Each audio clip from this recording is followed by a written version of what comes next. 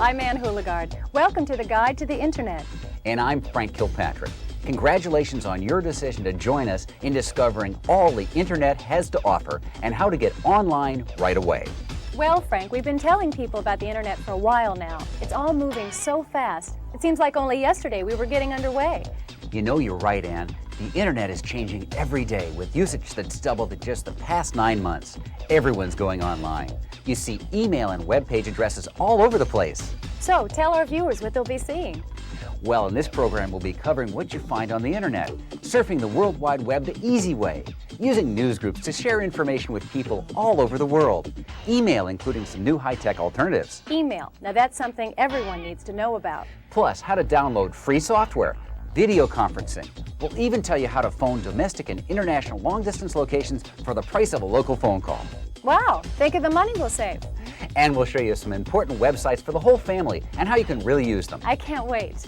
Well, you'll have to wait for just a few minutes as we look at some of the basics and then cover all these great updates.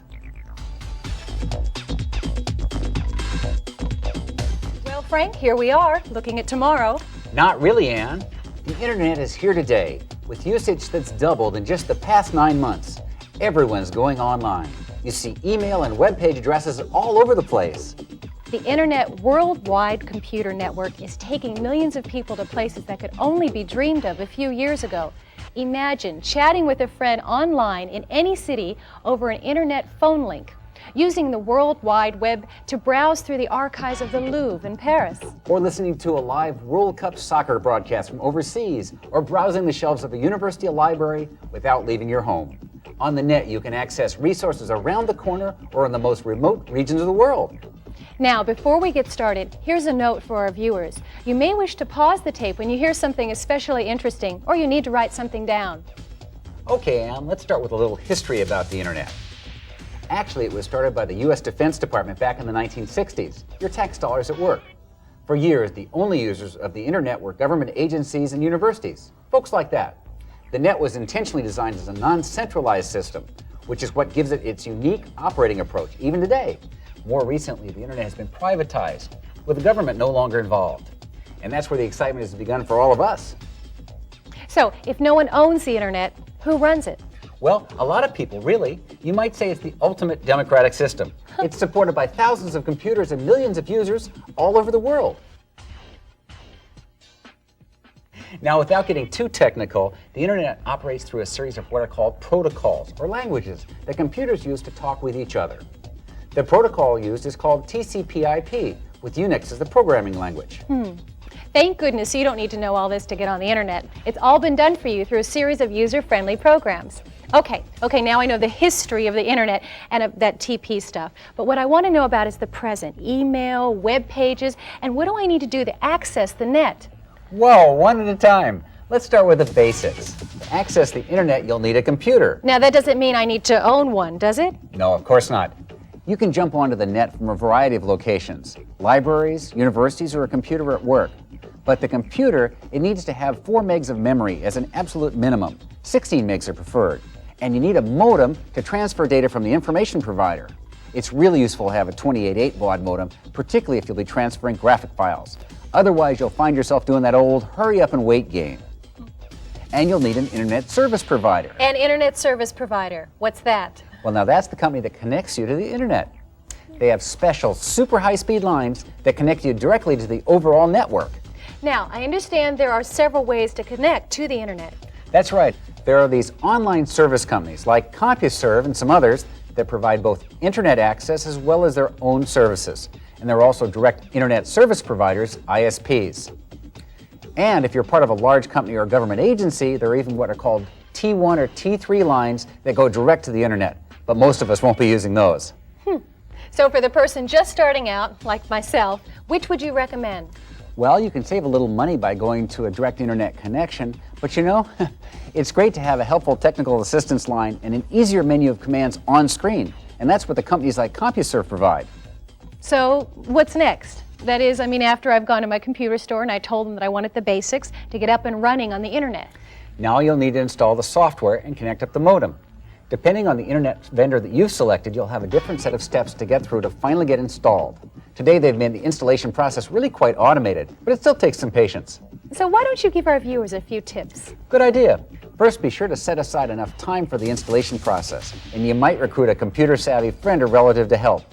You'll then want to start with the obvious basics. Make sure your computer system itself is up to the task. If you've been having other problems, get those fixed first. For example, if you know you've been having disk errors, have your computer retailer take care of these problems first. Finally, be sure to get your software and modem from a service-oriented store. You know, Ann, you can save a couple of bucks by a mail order, but unless you're an expert, you may regret not having someone to help you with any problems. Now what's first? Back up your data so that if you do have any problems, you're safe. And actually follow the instructions they give you, guys. Do it for me, okay? Typically, you'll be led through a series of screens for the installation of both the modem as well as the software. Okay, so I've got a computer to use, or I might even buy one. I've hooked up my modem to the phone jack. So what's next? Well, now it's time to push the button to get online. And so now you'll set up your email and chat group software as well as what's called a browser to actually receive the material on the internet. So that's a browser, huh? I thought a browser is when I went shopping. It looks expensive. Not true. You'll receive a free browser with most of the software you get online. And you can also download lots of browsers for test drives at no charge. Netscape, Microsoft, and Spry all have outstanding ones to take a look at. Now there you go with that techno speak again, Frank. What does download mean in English? It's simple. It means to transfer a file of information from a main computer or a server to your computer. Okay, let's review the concepts we've been working with, just so I've got them down. The server sends the file to my computer, which I then view in my browser, right? Right. Great. Okay, where are we going now? Well, surf's up. With our scorching browser at the ready, we're going to surf the net. Great. Where should we start? Well, we could start with one of the best of the websites like these. CNET is one of the most popular sites on the web and always has the latest in computer happenings along with information on the CNET television show. I often start off there when I'm surfing. And Real Audio allows you to receive real-time sound files on the net. Hey Frank, what's new in the news? The Internet's news lines can tell us. You can get up-to-the-minute information from the Los Angeles Times, CNN, the New York Times, and the Wall Street Journal, along with text-only versions from Reuters. Text only? What's that? Well, as you get more knowledgeable about the Internet, you'll find that one of the real concerns is the sometimes limited speed of receiving and transmitting your data. That's why I opt for the text version of some Internet pages. When I'm in a hurry, there's less in the way of eye candy, but more immediate facts when I need them. Like when you were rushing to finish up my taxes on time. The net's up-to-date software reviews are most valuable.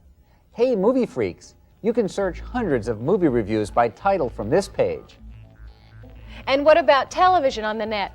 There are the NBC and other network links, and they have contests and a viewers club. Ooh, I bet I can learn all about my favorite soap opera stars. And important things too, Ann, and you can even download a free screensaver. Yeah, now that sounds really important. Being a certified sportsaholic, a few of my other favorites are here too.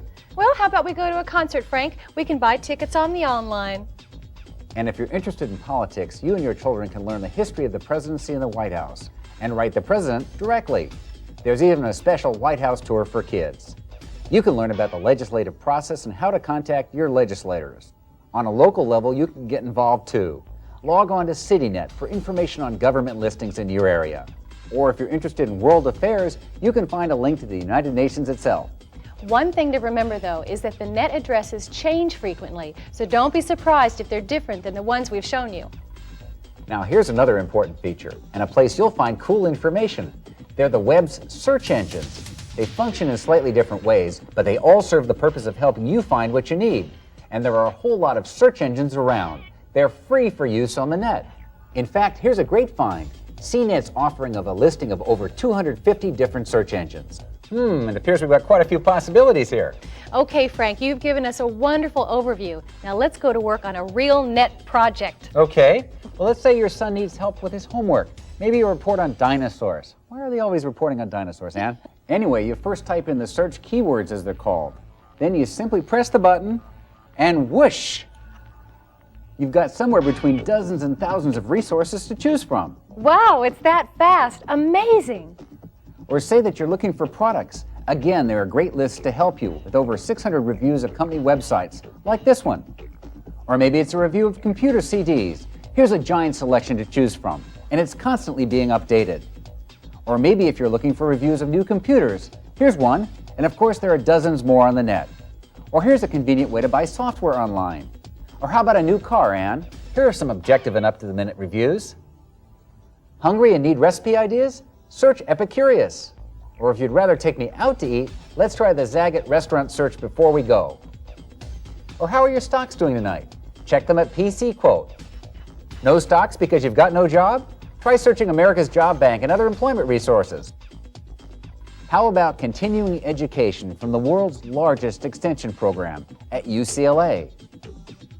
Need a package shipped in a hurry? FedEx is there to help with an online presence. Or a little online shopping, Ann? Do you have teenage gamers in the family? You'll be interested to know about these. Simply use the Yahoo search engine to find hundreds of games. And there are lots of other great resources for kids on the net too. And there's some great design here on the web too, Frank. Check out these great sites, including Kodak's homepage, 24 Hours in Cyberspace, and the comings and goings of the roommates at the Spot. And what fun would life be without my MTV? It's a great looking page, by the way. Feeling inventive? Visit the Invention Store.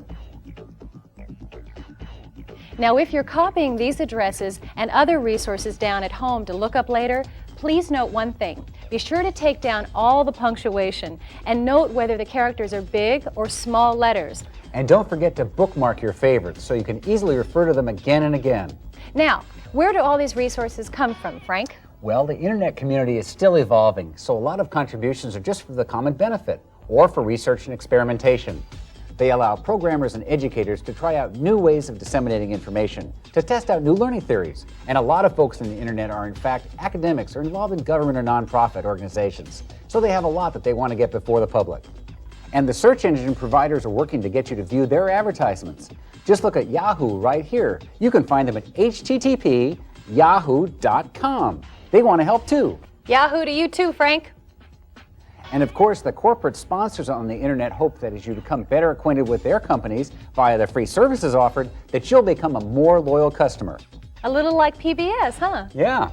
Ooh, but how about those email romances we hear about from time to time? Are those for real, Frank? They sure are. We've heard reports of people from all walks of life from all over the world getting together on various online interest groups.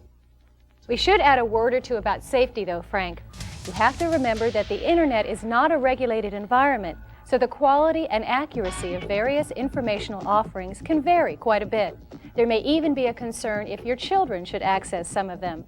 And some offers may be at least annoying or perhaps even fraudulent, like I've heard of some of the pyramid schemes. That's right, because you don't meet the person face to face, you need to be cautious. Okay, but now let's accentuate the positive. Remember that old song, Yeah, Frank? sure. Let's talk about the good stuff.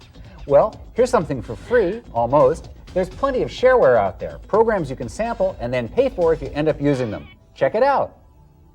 Newsgroups are another major area of internet activity and a great way to meet people with similar interests. If you've got a hobby, sewing or crocheting, for example, or travel, every part of the world is there, or cultural subjects you're interested in learning about, newsgroups and real-time chat groups are easy to access. And fun to participate in.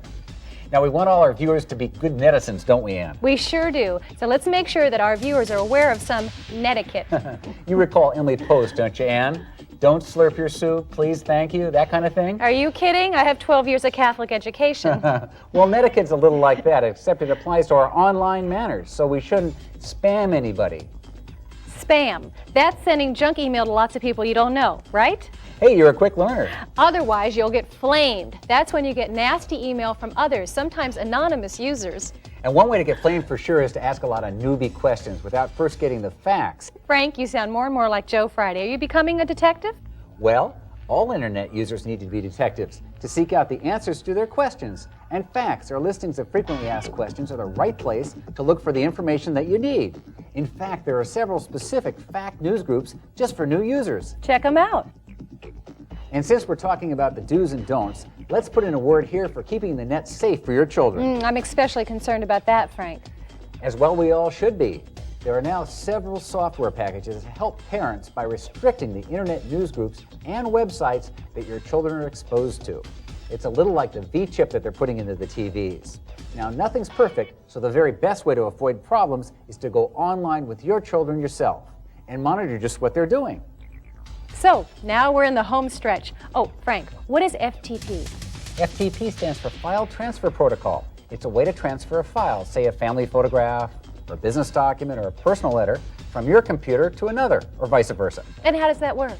Well, it's pretty simple. You simply use what's called an FTP client. Again, you can download this free program from a lot of places, and then you can upload or download files easily, maybe even a voice recording or a home movie. To use your FTP program, you'll simply need the name of the remote computer to which you want to connect, a username, and a password. And although it sounds a little ominous, the password that will get you onto a lot of sites is anonymous. From there, you can upload or download files into the public or pub directories. But here's a hint. You'll find that many sites become overburdened during peak usage hours, so your transmissions may become agonizingly slow, or they may not go through at all. So plan ahead and allow for Murphy's Law. After all, we're dealing with computers here. Finally, you'll find that a lot of the files on FTP sites are compressed to save transfer time for everyone. So familiarize yourself with decompression software. For example, PK-Unzip is a great shareware application. You've been covering a lot of ground here, Frank. Perhaps we should recap. You're right, Ann. Let's download an FTP client using a search engine. We just type in FTP client and you'll find a lot of choices. Some are junk and some are just what you're looking for. Now, how about those people who want to make a business on the internet? What steps can they do to get underway? Well, we want to encourage everyone to get underway with an online business. You get your online account as we've outlined above, and then inquire from your service provider about getting space for your own web page on their service or other recommendations. From there, you can oftentimes design your own home page. There are some great kits out there that make basic HTML design easy. Wait, what was that again? HTML? HTML, Hypertext Markup Language. Oh, glad I asked. Or for a more deluxe look with a new 3D Java animation that everyone's talking about, you may need to hire a professional web designer. Let's guess where we'll find that designer. That's right, Ann, by searching for web designers on the web. But let's interject a note of caution here too. If you expect to be doing a lot of online transactions, you should inquire about getting a secure site to protect against possible electronic theft of credit card information, along with a personalized virtual host name. You mean like ours? That's right, Ann. But the bottom line is you can't sell anything on the net until someone visits your page and finds a unique product or service they wish to buy. So you'll need to really promote your page via online listing and print advertising and find really special items to offer to the public. You mean like the folks did at Hot Hot Hot, where they sell unique sauces for spicy foods? Or how about incredible Hawaiian coffee?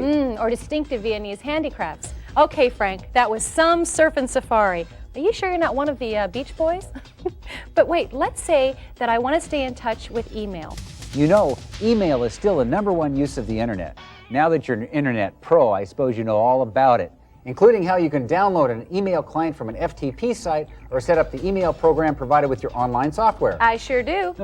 Oh, and here are a couple of great features on email from CNET, including the correct etiquette for sending email. Now I'd like to undertake my own home page. Is that difficult? You can get some great information from this site. Wow, that's some exciting stuff. And now I understand you have some new updates for us. I sure do. Oh, but first, Frank, could you tell our viewers how they can download software and games? We've gotten a lot of letters asking how to do just that. Sure, Ann, it's easy. You simply highlight the link for the information you want, then you click it, and you save the information on your disk to install or use it later. Or in lots of cases, you can do it right away with the browser's built-in helper applications. Let's say you want to download a music file from the MTV page. That's real easy. You just click on it, and it plays right away. Or you might want to do the same type of thing using the Real Audio software. It lets your computer operate like a radio, so you can get music or news in real time. That's great. But can I listen to it in my car? Well, almost.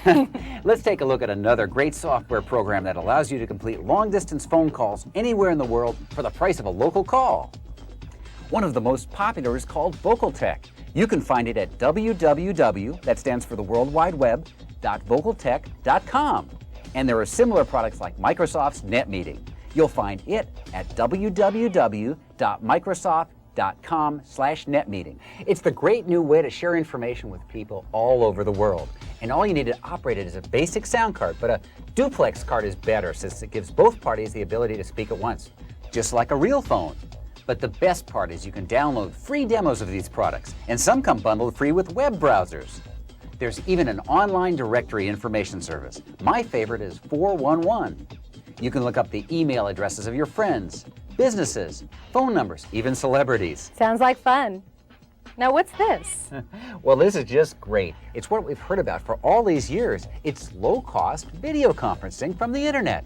You can have business conferences without traveling to a meeting, stay in touch with family members, even make new friends around the world. Now you say this is low cost. I heard video conferencing could cost over $10,000 or more. That's the best part. You can get this whole system with the Connectix camera and their video phone software for only about $250. Or you can try the popular See You, See Me software. You can download a demo for free. I can see myself now. I have my 15 minutes of fame online. Geez, Ann, you deserve at least 30. What's next, my techno tutor? Well, there's a whole new home banking service offered by Chase Manhattan Bank. You can get account information, pay bills, even apply for a loan anytime in the comfort of your own home. That's what I like, easy money. Well, it certainly makes handling your money easier, and most major banks are offering similar services. That's the trend, you know. The internet has moved from information to interaction. Information to interaction. I have to write that one down. And there are many more pages you can use as a whole family, like this one, Amazon.com. It's the world's biggest bookstore. You'll find every type of book there, and they'll ship it directly to your door. I could spend hours there. Or how about web pages that help new moms and dads learn how to be better parents? And I'd be remiss if I didn't point out another of the big updates that's occurred recently on the internet. It's the emergence of Microsoft Network's Explorer as a significant competitor to the Network Navigator. They call it the battle of the browsers. They've both got their advantages and those who prefer them. And you can use either of them to design your own web pages or one for your company. You can download the new Microsoft Explorer at www.microsoft.com/ie/ie.htm. In fact, that's the browser we're using right now. And we could go on and on and on about the excitement of the internet. I'm sure you could, Frank, but we're out of time. Anyway, I've sure learned a lot today, and we hope you have too. Surf's up. See you on the net.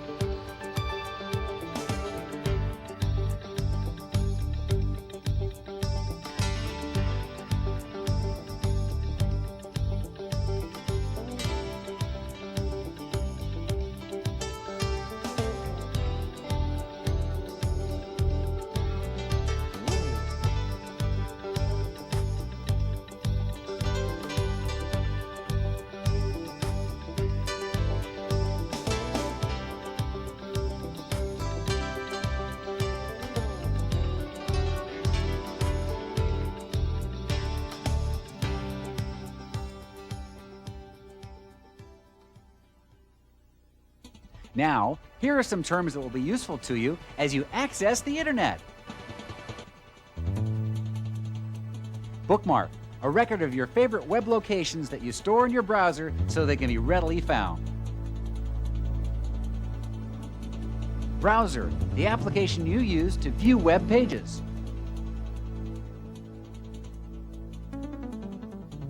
Discussion groups, locations on the net where discussions are held. These include mailing lists, chat groups, and Usenet groups. Download, to transfer a file from a remote location to your computer. Email address, an internet address that consists of a username followed by an @ and then a domain name. Emoticons, smiley faces used to indicate emotions. Try looking at them sideways. Facts, frequently asked questions.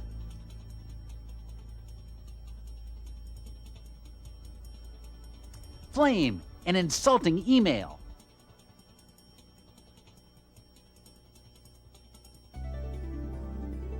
Home page, the main page of a website or a personal web page.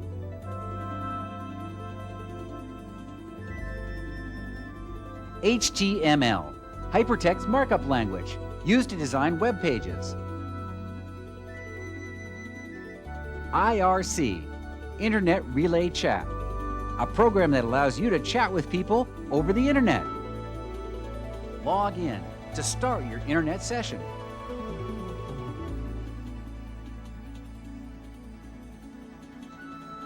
Mailing list, an application that supplies common interest information to people who have subscribed to receive it. Modem, modulator demodulator, a device that connects your computer through a phone jack. Newsgroup, a Usenet discussion group.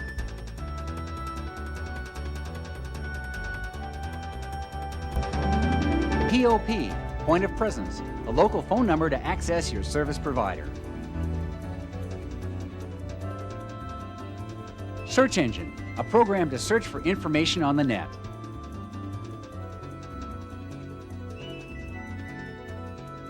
Shareware, software available for a free trial that you pay for if you decide to keep it. Spam, to post inappropriately large amounts of material to the Usenet.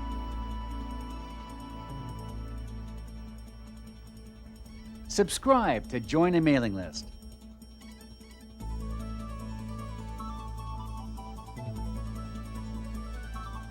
Surf, to have fun while browsing the net.